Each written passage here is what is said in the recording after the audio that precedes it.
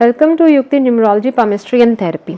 आज मैं एक फन वीडियो लेके आई हूँ जिसमें मैं आपको पामिस्ट्री की 5 ट्रिक्स बताऊंगी, जिसको आप हाथ को दूर से ही देख के या फिर लाइनें बिना देखे 5 इंपॉर्टेंट चीज़ें किसी के बारे में जान सकते हैं।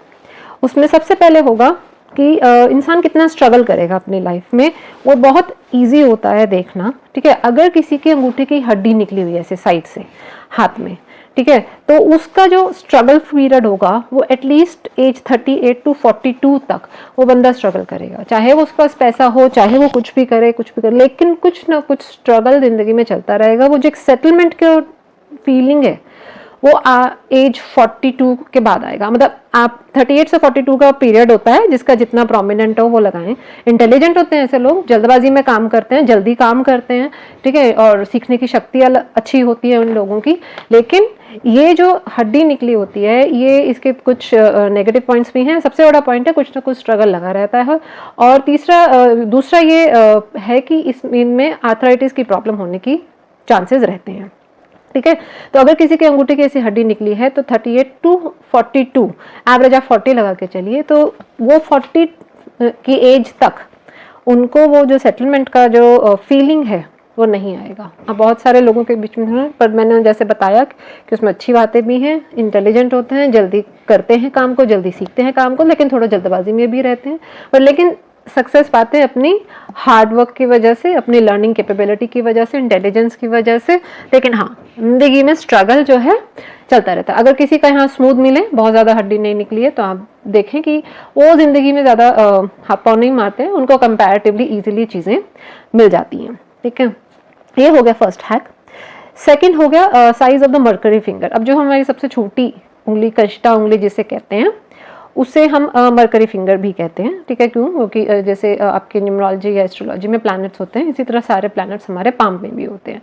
सो अगर ये मरकरी फिंगर किसी के जैसे उसके पास वाले फिंगर जो है सन फिंगर कहलाती है, जो कि आपकी रिंग फिंगर है, अगर फर्स्ट फैलेंज तक नहीं पहुंचती है, ठीक है, फर्स्ट फैलेंज तक नहीं पहुंचती है, तो उसे छोटा बोला जाता है। अब जितनी छोटी होगी उतना बुरा है। अच्छा, मरकरी हमारा किस चीज़ का कारक होता है? हमारे कम्युनिकेशन का सबसे बड़ा कारक होता है। पामिस्ट्री में से हिम्मत का कारक भी माना जाता है। अपने लिए स्टैंड लेना जिसे कहते हैं, अपने हक के लिए लड़ना, वो भी मरकरी देता है ना, हिम्मत देता है मरकरी।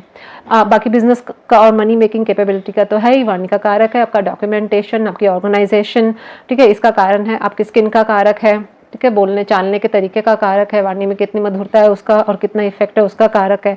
सो अगर आपकी उंगली छोटी है तो ये सब जो है इन चीज़ों में कमी आएगी।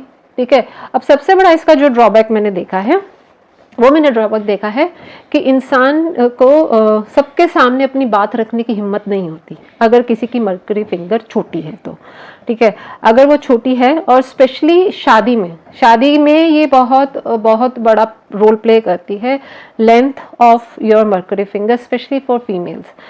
कोई फीमेल मैंने बहुत बार देखा है, मैं इसे न्यूमरोलॉजी से थोड़ा जोड़ूंगी कि डेस्टिनी 1 है, ठीक है, आप मान लीजिए डेस्टिनी 1 है, ठीक है, शादी के बाद डेस्टिनी 1 एक्टिवेट होगी, लेकिन मरकरी फिंगर छोटी है, then also they suffer from this problem that they are not able to tell their partner और देयर इन लॉज कि हाँ कुछ गलत हो रहा है, कुछ अपने हक की लड़ाई नहीं लड़ पाती, अपने हकों के लिए वो स्टैंड नहीं ले पाती हैं। They have to have a lot of struggle in their married life. ठीक है, तो अगर किसी की मरकरी फिंगर छोटी है तो उसको मैरिड लाइफ में प्रॉब्लम आएगी। ये मेल्स के साथ भी होता है, बट फीमेल्स के साथ ये ज़्यादा देखने में मिला है। सो मैंने तो बहुत सारे ऐसे केसेस देखे, even with destiny 1 this happens. So इसलिए हम जब एनालिसिस में करती हूँ, पूरा ही कंबाइन करके करती हूँ, एस्ट्रोलॉजी, पामिस्ट्री और न्यूमरोलॉजी। ठीक है, क्योंकि हम सारी जगह पे देख के, सब चीज़ों को देख के हम बैलेंस करके बताते हैं। ठीक है, सो ये हो गया साइज ऑफ मरकरी फिंगर। अगर ये साइज, ये इसका आइडल साइज है कि ये सन फिंगर जो कि हमने 3 भागों में बांटा गया, इसको 3 फैलेंजेस बोलते हैं। सबसे ऊपर वाला टिप वाला first phalange, second phalange and third phalange, जो आपको 3 भाग दिखते हैं, फैलेंजेस बोलते हैं।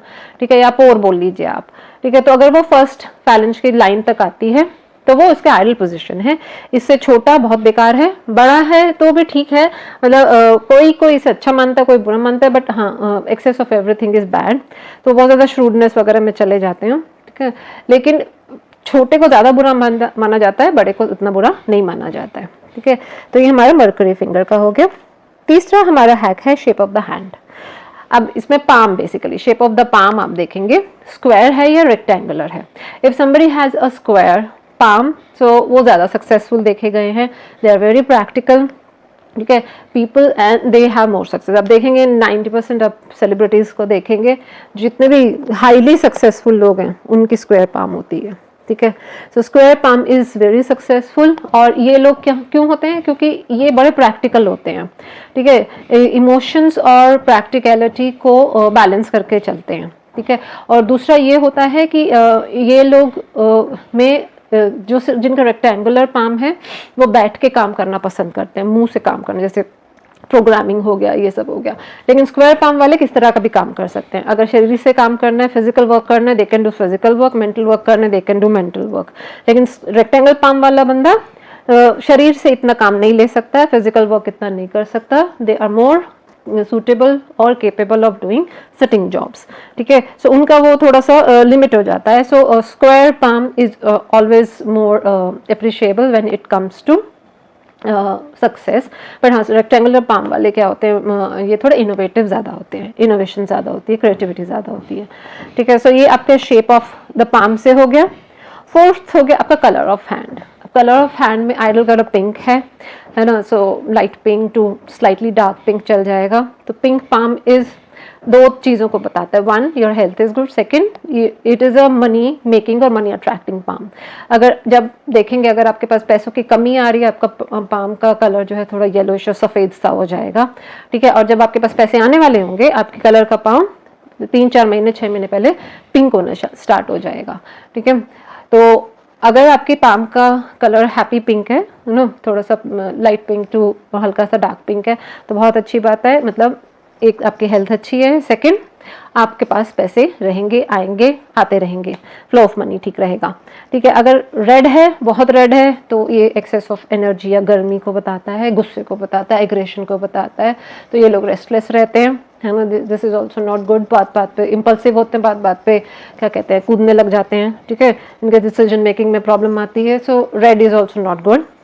और येलो है तो बीमारी को दिखाता है, खून की कमी है। सफ़ेद या येलो है तो आपको वो खून की कमी, बीमारी को दिखाएगा। ब्लू है तो अगेन बीमारी को दिखाएगा, खून में इन्फेक्शन या खून में इम्प्योरिटी को दिखाएगा, ठीक है। सो ये आपका कलर ऑफ हैंड से आ गया। अब दूर से देख के किसी को बता सकते हैं कि हाँ, कि उनका हेल्थ स्टेट और उनका मनी स्टेट दोनों हमें पता चल जाएगा। Most important, most interesting part which I found when I initially learning palm history was graph of your life.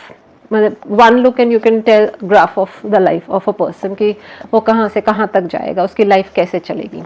So हम मोस्टली इसे मरकरी फिंगर या छोटी फिंगर से स्टार्ट करते हैं। आप देखेंगे mercury finger normally low set होती है लोगों की, और वो फिर बाकी जब फिर सन फिंगर, फिर नेक्स्ट सैटर्न फिंगर, फिर इंडेक्स फिंगर जो कि मेरा जुपिटर फिंगर आप देखेंगे।